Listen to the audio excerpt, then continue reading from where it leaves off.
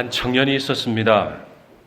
이 청년에게는 마음의 병이 있었는데 자기 자신이 쥐라고 생각했던 그런 청년이었습니다. 세월이 흘러갈수록 그는 점점 쥐를 닮아서 쥐가 하는 습성 그대로 그렇게 살아갔던 사람입니다. 주위에서 이제는 안 되겠다 싶어서 그를 병원으로 보냈고, 담당 의사가 당신은 쥐가 아니라고, 당신은 사람이라고 계속해서 설명했지만 소용이 없었습니다. 이 의사가 너무 난감하던 상황에서 치료 방법을 바꾸기로 했습니다. 당신이 한때 쥐였던 것은 사실입니다. 그런데 지금은 사람입니다. 당신이 한때 쥐였던 것은 맞다는 그 이야기에 이 청년의 마음문이 확 열린 것입니다. 그리고 이제 이 의사가 이제 더 이상 쥐가 아니라 사람이 되어서 지금 그 과정들을 아주 장황하게 설명해 주었습니다. 그러자 청년의 눈가에 눈물이 글썽입니다. 그렇군요. 제가 마침내 쥐의 생활을 청산하고 드디어 사람이 되었군요. 이 청년은 자기 병이 고쳐졌다는 확신을 하고 그렇게 당당하게 병원 문을 나섰습니다. 그런데 1분도 지나지 않아서 황급히 의사가 있는 진료실로 다시 들어온 것입니다. 선생님, 병원 앞에 고양이 한 마리가 웅크리고 있어요. 라고 이야기를 하는 겁니다. 이 의사가 화가 났어요. 당신은 쥐가 아닙니다. 당신은 사람입니다. 무서워할 이유가 없습니다. 호통을 치면서 이렇게 청년에게 말을 했습니다. 그러자 이 청년이 이렇게 말합니다. 선생님, 고양이도 제가 사람이라는 것을 알고 있을까요? 그렇게 하더라는 것입니다. 여러분, 이 기가 막힌 이 청년의 모습 속에서 우리 자신의 모습은 보이지 않으십니까? 우리 각자는 예수 그리스도로 말미암아 그분의 십자가 은총으로 새로운 존재가 된 사람들이죠. 변화받은 존재입니다. 그래서 우리는 하나님 한 분만 두려워하면 이 세상에 두려울 것 없어지는 그런 복을 받고 사는 사람들입니다. 그러나 불행하게도 우리는 일상의 자리에서 웅크리고 있는 고양이들을 보면서 깜짝 놀라고 그렇게 두려움에 떨 때가 있습니다. 그리스도 안에서 새로운 피조물로 변화되었고 엄청나게 영화로운 신분을 우리가 살아가는데 그 자기 신분을 망각한 채로 말이죠. 오늘 우리가 읽은 본문은 오병이어 기적을 체험한 이 제자들의 바로 그 다음 이야기입니다. 성경에는 종종 동일한 장소인데 부르는 명칭이 다양한 곳이 있습니다. 대표적인 예가 오늘 본문의 배경이 되는 갈릴리 바다가 그런 경우입니다. 여러분들이 사복음서를 보다 보면 디베랴 바다, 또 게네사렛 호수, 또 긴네렛 호수, 이 다 같은 말이거든요. 같은 갈릴리 바다를 두고 이렇게 다르게 부르는 것입니다. 이 갈릴리 바다는, 이 호수는 지형이 특이합니다. 사방이 산으로 둘러싸여 있고 또 수면은 지중해보다 200m가 더 낮습니다. 그러니까 거대한 웅덩이 같이 그렇게 생긴 지형입니다. 헐몬산에서 차가운 바람이 좁은 협곡을 계속 타고 내려옵니다. 헐몬산이라 하니까 우리가 잘 와닿지 않는데 사실은 백두산보다 더 높은 산이에요. 항상 눈이 덮여 있는 산이에요. 그게 협곡을 따라 찬바람이 내려오는데 갈릴리 바다 표면은 아열대성 기후예요. 더워요. 그러니까 이 찬바람과 이 더운 표면이 부딪히니까는 바람이 불겠죠. 그리고 광풍이 부는 거예요. 이곳은 급작스러운 풍랑을 일으키는 그런 곳입니다. 요즘에도 현대식 엔진을 장착한 현대의 배들도 이 호수에 풍랑이 일면 배를 띄우지 않는다 그럽니다. 하물며 2000년 전에 그 제자들이 가졌던 목선으로는 뭐 어떻게 해낼 재간이 없을 것 아니겠습니까? 이 갈릴리 호수, 갑자기 불어닥치는 광풍, 이거 우리 인생하고 많이 닮지 않았습니까? 적어도 여러분, 우리 인생이 조금이라도 앞날을 예견할 수 있다면, 알 수 있다면 살만한 것 아닙니까? 살만하지 않겠습니까? 그런데 우리는 모르잖아요. 언제 무슨 일이 일어날지. 갑자기 광풍이 몰아치면 우리 방황할 수밖에 없는 그런 우리 인생과도 많이 닮아 있는 곳이 바로 갈릴리 호수입니다. 오늘 말씀 16절, 17절 말씀을 같이 한번 읽어 보시겠습니다. 저물매 제자들이 바다에 내려가서 배를 타고 바다를 건너 가버나움으로 가는데 이미 어두웠고 예수는 아직 그들에게 오시지 아니하셨더라. 예수님과 12제자가 지금 함께 있지 않았다고 이야기를 합니다. 이 사건을 동일하게 기록한 마태나 마가의 기록을 보면 왜 예수님 따로 제자 따로가 되었는지를 설명해 주는데요. 먼저 마태복음 14장 말씀을 같이 한번 읽어보시겠습니다. 예수께서 즉시 제자들을 재촉하사 자기가 무리를 보내는 동안에 배를 타고 앞서 건너편으로 가게 하시고 무리를 보내신 후에 기도하러 따로 산에 올라가시니라. 저물매 거기 혼자 계시더니. 자, 이어서 마가복음 6장의 말씀을 같이 한번 읽어보겠습니다. 예수께서 즉시 제자들을 재촉하사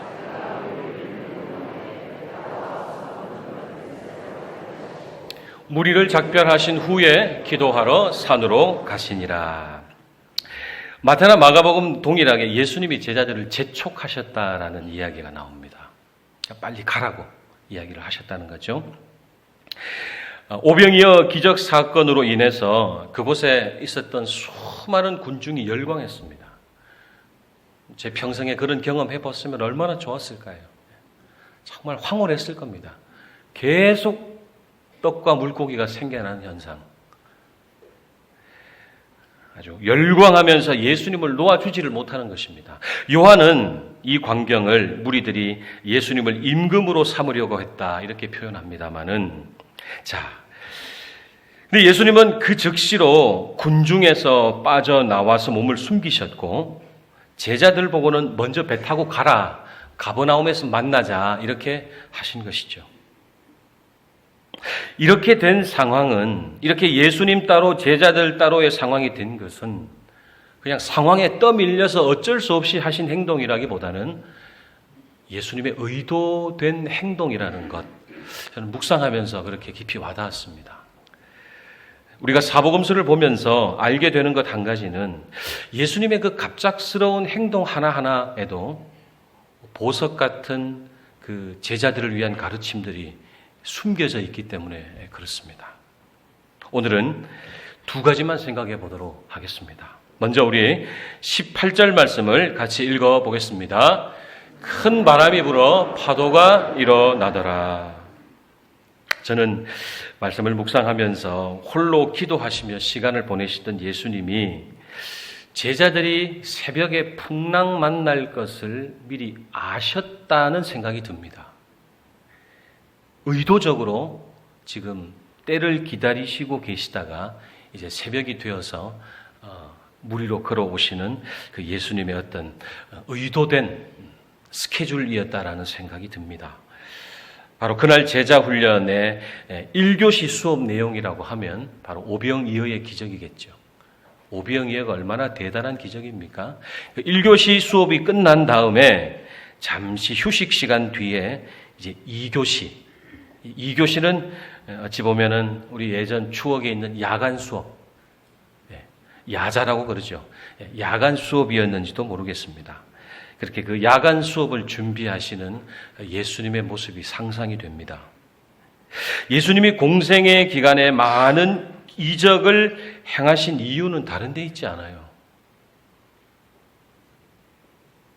오직 당신이, 예수님이 하나님이심을 알리시려고 많은 표적과 기사를 보여주신 것입니다. 여러분, 우리가 요한복음을 이렇게 보다 보면 항상 사건 다음에 예수님의 강론이 이어지는데 지금 이 두 사건은 연속적으로 이어지게 되죠. 그리고 이후에 강론이 나와 있습니다. 그러니까 이 두 사건의 목적은 너희들이 찾는 하나님이 바로 나다라는 것을 예수님이 당시의 사람들에게 그리고 제자들에게 알려주고 싶으셨던 거죠. 이게 가장 중요한 진리예요. 우리는 각자가 체험한 대로 예수님을 정의하고 삽니다. 저도 마찬가지고 여러분도 마찬가지일 겁니다. 어떤 분은 예수님을 친구로, 또 어떤 분은 상담자로, 또 어떤 분은 위로자로, 또 교사로, 운동가로, 혹은 의사로, 아니면 혁명가로 정의하고 그렇게 신앙생활을 합니다. 틀린 이야기 아닙니다. 우리는 각자 받은 그 만남대로 예수님을 정의하고 살아가죠. 하지만 예수님이 하나님이시라는 진리에 자신의 믿음을 단단히 묶어놓고 신앙생활하는 분들은 얼마나 계십니까? 여러분, 그분이 우리의 친구나 상담자나 위로자로 그렇게 우리와 교제하면 물론 친근해지죠. 나름의 유익이 있습니다. 하지만 우리의 믿음이 거기에 머물러 있으면 예수님을 믿는 진짜 믿음의 능력을 누리기는 곤란하다는 이야기입니다. 예수를 믿는 그 믿음의 참된 능력은 예수님이 하나님이시라는 사실을 우리가 붙들 때에 확실해지는 것입니다. 근데 우리의 경험이, 우리 각자의 신앙의 어떤 노하우들이 예수님을 아주 협의의 예수님으로 그렇게 제한할 때가 많다는 사실입니다. 다시 한번 말씀드립니다. 예수를 믿는 믿음의 참된 능력은 그분이 하나님이시라는 것, 하나님이 역사 안으로 들어오신 분이라는 것을 우리가 확실하게 붙잡을 때 더 풍성한 신앙생활이 이어질 수 있다는 것을 여러분 잊지 마시기 바랍니다. 여러분, 주는 그리스도시요 살아계신 하나님의 아들이라고 고백한 사람이 베드로 아닙니까? 근데 예수님이 그 베드로의 고백에 얼마나 좋아하시는지 모르잖아요. 바요나 시모나 네가 복이 있도다. 이것을 알게 하니는 네 혈육이 아니라 하늘에 계신 너희 아버지라고 엄청난 칭찬을 하고 계시거든요. 저는 그 예수님의 칭찬 속에서 예수님의 마음을 조금은 알 수 있을 것 같습니다. 예수님이 가장 기뻐하시는 것은 예수님이 하나님이시라는 사실을 우리가 믿을 때 우리 예수님은 그렇게 기뻐하신다는 것을 복음서를 통해서 확인하게 됩니다.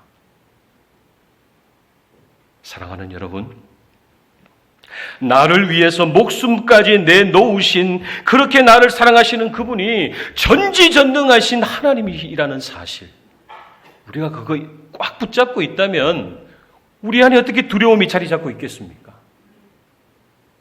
어떻게 우리가 삶에서 마주하는 고양이들을 무서워할 수가 있겠습니까?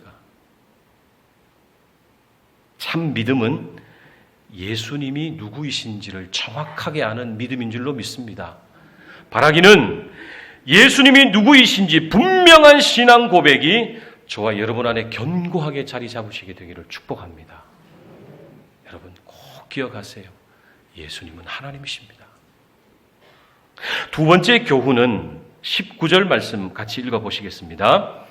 제자들이 노를 저어 10여리쯤 가다가 예수께서 바다 위로 걸어 배에 가까이 오심을 보고 두려워하거늘. 여러분 한번 상상해 보십시오. 오병이어 기적 사건을 통해서 누가 지금 제일 기분이 업되었을까요? 제자들이겠죠.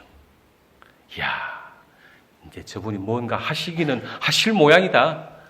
그동안은 숨겨놓고 몇몇 사람 치유하고 마셨는데 지금 이 5,000명, 남자만 5,000명이라니 이 수만 명 운집해 있는 이 군중에게 지금 대놓고 지금 표적 사건을 하시는 거 보니, 야, 이제 너는 어디 무슨 자리 맡을래?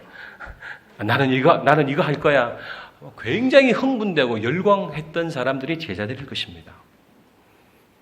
예수님은 그렇게 이 오병이어 기적 사건으로 환희와 영광에 도취되어 있던 제자들에게 폭풍우와 거센 파도, 곧 그들에게 맞닥뜨린 현실을 보여주셔야만 했던 것이겠죠. 남겨진 제자들에게 고난의 삶이 더 자주 있을 거라는 사실을 예수님은 알려주셔야만 했을 것입니다. 그리고 일부러 없는 시간, 2교시 시간을 만들어서 야간 수업을 병행하시면서까지 제자들에게 그것을 알리시려고 했던 것입니다. 아마도 예수님 그렇게 다가오실 때 얼마나 놀랐겠습니까? 근데 그렇게 정신줄을 놓은 제자들에게 예수님이 하시는 말씀, 20절 말씀을 같이 한번 읽어 보시겠습니다. 이르시되 내니 두려워하지 말라 하신대. 예수님의 이 자기 계시의 독특한 표현인데요. 성경에 2번 나옵니다. 창세기, 우리 출애굽기 3장 14절 말씀 같이 읽어보겠습니다. 하나님이 모세에게 이르시되 나는 스스로 있는 자이니라. 또 이르시되 너는 이스라엘 자손에게 이같이 이르기를 스스로 있는 자가 나를 너희에게 보내셨다 하라. 이 스스로 있는 자라는 표현은 하나님의 자기 계시예요. 영어로 I am who I am. 근데 이 예수님 신약에 말씀한 나다. 굉장히 특별한 말씀이죠. 이 지구상에 예수님 빼고 우리 모두는 나는 누구다라는 이 주어 수어의 관계를 벗어날 수 없거든요. 우린 다 규정받았잖아요. 나는 나라고 말할 수 있는 인생 없습니다. 근데 우리는 다 나는, 예를 들면 나는 나다. 이 말은 나는 예수다는 말을 하고 또 다른 거예요. 우리는 나는 뭐다라는 표현밖에 할 수 없지만 예수님은 나다. 영어로 보시면은 it is I. Don't be afraid라는 그런 말씀을 하시는데 나다. 하나님의 자기 계시의 그런 말씀이에요. 내가 여기 있다.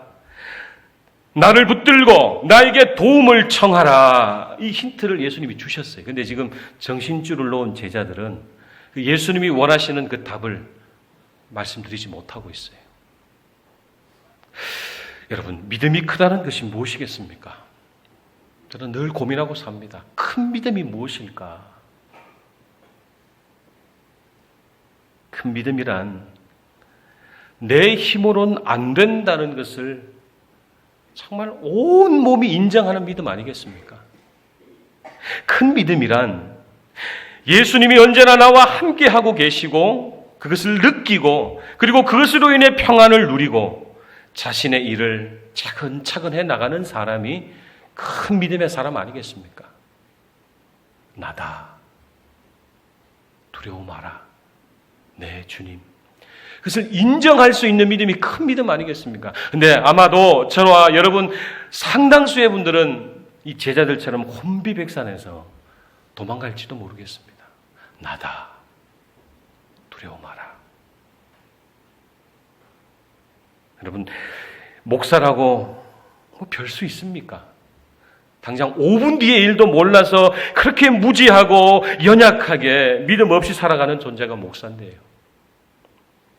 하지만 그 풍랑이는 바다 한가운데서도 주님이 함께 계시고 또 끝까지 가주시겠다는 약속해 주셨으니 삶의 자리에서 그 약속 붙잡고 정직하게 좁은 길 오늘도 묵묵히 걸어가라고 말씀하시는 주님이십니다. 평소에는 그렇게 여유로운 고상한 교양인처럼 살다가 문제만 터지면 세상 사람하고 똑같이 하나님 안 계신 것처럼 우리 그렇게 살지 말아야 하겠습니다. 네 믿음이 어디 있느냐? 우리에게 하나님을 아는 사람, 하나님을 만난 사람의 모습이 있으십니까? 아예 하나님 모르고 살아가는 사람들 불쌍하죠. 하지만 더 불쌍한 사람들은요, 매주일 교회 마당을 밟으면서 하나님을 믿는다고 하면서도 교회 문 밖에 나가면 웅크리고 앉아있는 고양이 몇 마리의 두려움을 경험하는 그 인생들 아니겠습니까? 사랑하는 여러분, 두려움은 냉정하게 말하면 믿음 없음의 증거입니다. 믿음과 두려움은 함께 할 수 없고 함께 갈 수도 없는 것입니다. 간절히 바라기는 여러분 안에 하나님 한 분만 두려워하는 그 믿음 충만하시기를 축원합니다. 참 신기합니다. 하나님 한 분만 두려워하면 세상에 두려운 것이 없어져요. 근데 하나님 한 분만 두려워하지 않으면, 그분을 경홀히 여기면 별 이상한 것들이 나에게 두려움으로 다가온다는 거예요. 이게 믿음의 비밀이에요. 그분만 두려워하면 다른 모든 것들은 두려움이 사라지는 역사, 여러분 안에 충만하시기를 축원합니다. 21절 말씀을 같이 한번 읽어보겠습니다.